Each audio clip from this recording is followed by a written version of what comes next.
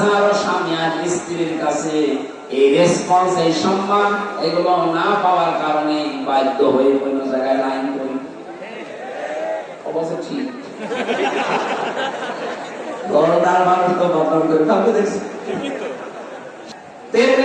হাদিস বলছে হাজারো মেয়ের বসে আছে, মহিলা প্যান্ডেলের এরকম সাইডটা বানিয়েছে এরা, আপনাদের সাথে সাইড ডবল মহিলা বসে আছে।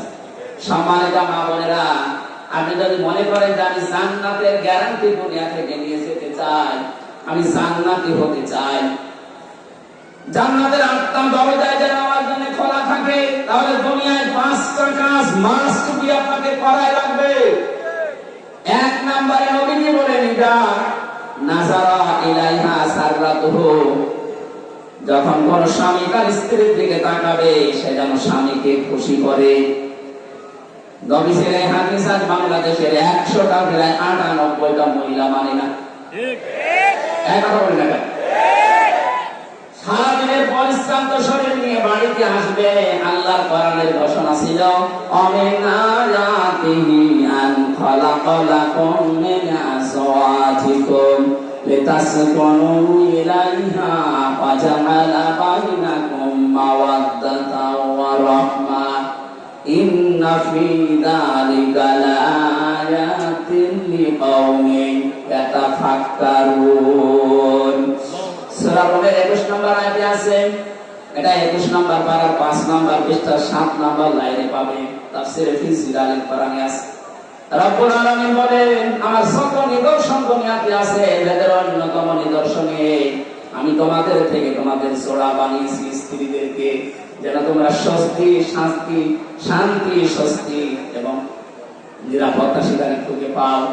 তো বাস্তবে আমরা হাজারো স্বামী আর স্ত্রীর কাছে এই রেসপন্স, এই সম্মান এগুলো না পাওয়ার কারণে বাধ্য হয়ে কোন জায়গায় লাইন করি। অবশ্য ঠিক গরদার মানুষ তো বদনাম করে কাউকে দেখছি। সম্মানিত মা বোনেরা, আপনার স্বামী এখানে বসে আছে, ক্যামেরা ওইদিকে মারো তো, যেটা ঠিক করবে দেখেন স্ত্রী কি বলে। আজকে আপনার ভাব বন্ধ হয়ে যাবে। আমার দিকে ঘোরানো আছে, আমরা কয়েকটা ঝামেলা আছে, আপনাদের অসুবিধা নেই না। যখন বলেই ফেলেছেন মুখ ফুটে, আমার মনে হয় এরকম কিছু হচ্ছে। স্ত্রীর পক্ষ থেকে এই রেসপন্স, এই আগ্রহ, এই ভালোবাসা, মায়া মহব্বত না পাওয়ার কারণে আজ পরকীয়া প্রেম দিন দিন বেড়ে যাচ্ছে। স্বামী যখন বাইরে থেকে আসবে, আপনি যদি জান্নাতি মহিলা হতে চান, প্রথম নম্বরে আপনার কাজ হবে তাকে আনন্দ দেওয়া। সাররাতুহু ইদা নাজারা ইলাইহা সাররাতুহু, তাকে আনন্দ দেওয়া। সে সেভাবে শ্বাসগোস করে হোক, কথাবার্তা দিয়ে হোক, আবেগ অনুভূতি দিয়ে হোক, দরকার হয় কাঁধে পুজো দেবেন, অসুবিধা নেই। স্বামীকে যদি কাঁপো কত দেওয়া লাগে তার দেবেন, ওজন অন্তত হাসে। 2 নম্বর ইদা গাবা আনহা হাফিজাতুহু, যখন আপনার স্বামী বাইরে থাকবে ওই সময়টা নিজের শরীর, নিজের সম্ভ্রম, ইজ্জত আপনি হেফাজত করে রাখবেন। দুঃখজনক খবর সত্যি যে এখন বিভিন্ন নেতারা ধরা পড়ছে, এদের নাকি রাতের বেলা ঘুম পাড়ানোর জন্য আলাদা মানুষ লাগতো। বলেন নাউজুবিল্লাহ। যারা এদেরকে ঘুম পাড়াতো এরা কারণে করবো না কেন?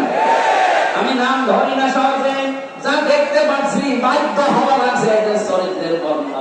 একটা মানুষের চরিত্র বলে নবীজি 3 প্রকার মানুষকে সবচাইতে বেশি লাভ দিয়েছেন। তার 1 নম্বরে যারা পুরো জেনাখোর। আরে 15.5 বছরে আমার মনে হয় পুরো জেনাখোর বেড়ে গিয়েছিল। 75, 80, 85 বছর বয়স, শরীর চলে না, বাকিটা বললাম না। কথা বলে না, এখন বের হচ্ছে না। তারা সম্মানিত মানুষের জন্য তাদের নাম নিলাম না। কি চরিত্র আপনার! চেহারা দেখলে কাকের মতো মনে হয়, অথচ মুখের সেনা, হাতের সেনা, কলমের সেনা, বাকি সেনা আমি নাই নাই বললাম, সব এখন বের হচ্ছে। কথা বলে না কেন? যারা আপনাকে ঘুম পাড়িয়ে 12টা রাত 2টায় বাড়ি যেতে, এরা কারো না কারো বল বলেন না কেন? এরা কোনদিন জান্নাত পাবে? ইদা গাবা আনহা হাফিজাতুহু, স্বামী যখন থাকবে না, নেকে আপনি পরিশুদ্ধ করে রাখবেন। এটা জান্নাতি মহিলাদের নিদর্শন। এটা হাজারো মেয়ে লোকের ভেতরে পাওয়া যায় না। স্বামী বাইরে গেলে উল্টা পাল্টা মোবাইল নাম্বারে কল দিয়ে এমন এমন কথা বলে সংসার ভেঙে যেতে শেষে বাধ্য হয়। কথা বলে না কেন ভাই? 3 নম্বরে বিশ্ব নবী জানিয়েছেন ওয়াতুইনু আলা দীনি সাওজাতিহা। তোমার স্বামী যখন বাইরে দিনের কাজ করবে, এই মহিলা নেককার হলে তাকে সাহায্য করবে। আমার মনে হয় যতটুকু আমি দেখেছি, একামতে দিন যারা এদেশে কায়েম করতে চায় তাদের স্ত্রীগুলো অন্তত এটা একটু মেনে চলছে। আর বাকি যে বলেন সে পীর হোক আর খীর হোক আর আলেম হোক, অধিকাংশ যারা একামতে দিনের এই কনসেপ্টটা নিজের ভেতরে আনতে পারে নাই, তাদের পরিবারে 100 ভাগে 98 ভাগ অশান্তি। আপনি খোঁজ খবর নিয়ে দেখবেন, আমি যতটুকু পেয়েছি এটা বললাম। সম্মানিত মা বোন যারা এসেছেন, আপনার স্বামী যদি মানব কল্যাণমূলক কোনো কাজে থাকে, যদি দিনের কাজ করে, দিন প্রসারে, দিন কায়েমে, সে কাজেই থাকবে, আপনি তাকে খাদিজার মতো সাহায্য করবেন। এটা বলে না কিয়ামতের ময়দানে খাদিজাতুল কুবরাকে যেমন জান্নাতের দরজাগুলো ডাকতে থাকবে, আপনাকেও না নিয়ে যাবে না। তার জীবনী পড়লাম গভীর রজনীতে, হযরতে খাদিজাতুল কুবরা রাদিয়াল্লাহু তাআলা আনহা দরজার সাথে হেলান দিয়ে ঘুমিয়ে আছেন। মুহাম্মদ রাসূলুল্লাহ আসলেন, একটা মাত্র ডাক দিয়েছেন, খাদিজা। দরজা খুলে গেছে। ডাক দিয়ে বলে, স্ত্রী এত রাত হয়ে গেছে, ঘুমাওনি? হযরতে খাদিজা বলে, হে রাসূল, আপনি দিনের দাওয়াত নিয়ে বাইরে থাকেন, 24 ঘন্টা আমি আতঙ্কে থাকি, কাফেররা না জানি কি আপনার উপরে কি করে ফেলে। যতক্ষণ বাড়িতে না আসে আমার ঘুম হয় না। এরপরে যদি আমার ঘুম লেগে যায়, চিন্তা করি আমি আরামের বিছানায় ঘুমাবো, আপনি দিন প্রসাদ করে এসে রাতের বেলা আমাকে ডাক দিতে হয়রান হয়ে যাবেন, আপনি কষ্ট পাবেন দাঁড়িয়ে থাকতে। এজন্য আমার কষ্ট হলেও আমি এই জানালা দরজার সাথে লাগিয়ে নিজের পিঠকে হেলান দিয়ে ঘুমাই। নবীজি হযরতে খাদিজাকে বুকের ভেতরে জড়িয়ে নিলেন, কপালে গালে চুমা দিলেন, ডাক দিয়ে বললেন, খাদিজা, আগামী দিন থেকে রোমা করবা না। খাদিজাতুল কুবরা ওই দিন নবীজিকে বলেছিলেন, হে আমার স্বামী, আমি একটা বিষয়ের গ্যারান্টি চাই। কি বিষয়? কবরে আমাকে যখন রাখা হবে, আমি আপনার মুখ থেকে কবরের বর্ণনা শুনেছি। পৃথিবীর থেকে বিদায় নেওয়ার পর জান্নাতে যাবার আগ পর্যন্ত ভয়ঙ্কর একটা জায়গার নাম কবর। আপনি আমাকে আজকে একটু কথা দেন, কবরে যাওয়ার পরে যে ফেরেশতা আসবে, তাদের যে প্রশ্নের উত্তর, এটা আমি খাদিজা আমি দিতে পারবো না, আমার নিজের প্রতি নিজের বিশ্বাস নেই, আপনি এই জবাবটা নিজে দিয়ে দেবেন। নবীজি বললেন, আদম থেকে শুরু করে পর্যন্ত কেউ কারো কবরে জবাব দিয়ে দেয়নি, এটা আমি পারবো না। আপনি একটু লক্ষ্য করেন, এখানে নবীজি বললেন কি, আদম থেকে শুরু করে পর্যন্ত কেউ কারো কবরে জবাব দিয়ে দেয়নি, এটা আমি পারবো না। অথচ বাংলাদেশে বহু ভণ্ডপি এটা ছড়িয়ে দিয়েছে, এই দরবারে মরিয়ে ধরে কবরের হিসাব রাখছে দিয়ে দেবে। এরা যে পুরা প্রতারণা, বাটপাড়ি, চিকারি, আর কারো কাছে ফতোয়া নেওয়া লাগবে। এই ভ্রান্ত ধারণায় যারা আছেন, এক্ষুনি আপনি থামবেন। কিসের পীর, কিসের বাবা? নবীজি নিজে তার স্ত্রীকে গ্যারান্টি দিতে পারছেন না। হযরতে খাদিজাতুল কুবরা বলেন, হে নবী, আপনি যদি আমাকে কিছুই না বলেন, এই যে আমি সেজদায় গেলাম, আমার মালিক যখন কিছু না জানাবে, ততক্ষণ আমি সেজদা থেকে মাথা তুলবো না। নবীজি দাঁড়িয়ে আছেন, হঠাৎ ফেরেশতা জিবরাইল এসে বলে, হে নবী, খাদিজাকে আপনি মাথা তুলতে বলেন, তার চোখের পানি আরো মঞ্জুর হয়ে গেছে। আল্লাহ রাব্বুল আলামিন নিজে আপনাকে অর্ডার দিয়েছেন, খাদিজার প্রশ্নের জবাব আপনি দিয়ে দেবেন। নবীজি বললেন, কি বলো জিবরাইল, আমি আজ পর্যন্ত কোনদিন এই ব্যবস্থা কারো পক্ষে পাইনি, না খাদিজার পক্ষে আল্লাহ দিয়েছেন, আপনাকে দেওয়া লাগবে।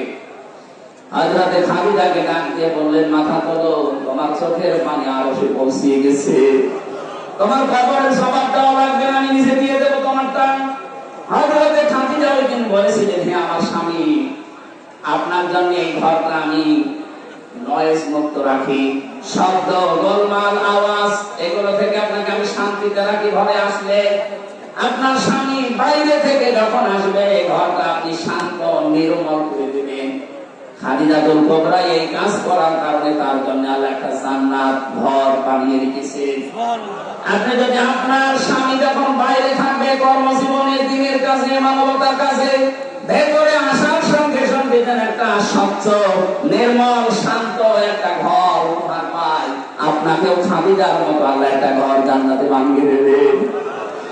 খাদিজা ওই দিন বলেছিলেন, হে রাসূল, আমি আপনার কাছে জানতে চাই, আপনার যে জুব্বা মোবারক আছে এইটা দিয়ে আমার কাফন বানাবেন। ঠিক আছে, এটা তো আমার আন্ডারে আমি দিয়ে দিলাম।